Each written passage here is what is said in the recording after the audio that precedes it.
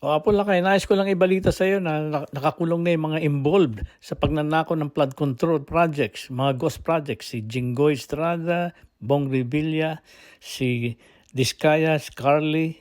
Ano masasabi mo? Magandang balita yan. Ngunit ang tanong ko, may nanakawin ba sila kung walang pondo, walang pera ang mga proyekto na yan? At sino ang nagpondo? Si Martin Romualdez at si Bongbong at ang mga kasapi nila sa Kongreso. Kaya yung kaguluhan dyan sa Senado ngayon, ayan ay pagtatakip ng bawat isang grupo. Ang isa ayaw nilang impeachment matuloy, ang isa naman ayaw nilang matuloy ang flood control investigation. So ngayon, Daddy, ano sa tingin ninyo ang solusyon sa problema namin? Itong nangyayari sa Senado.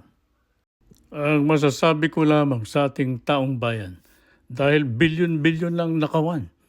Yung buwis na binabayad ninyo, doon lang napupunta lahat at ninanakaw ng taong gobyerno. Gayahin nyo si Bongbong, hindi nagbabayad ng buwis.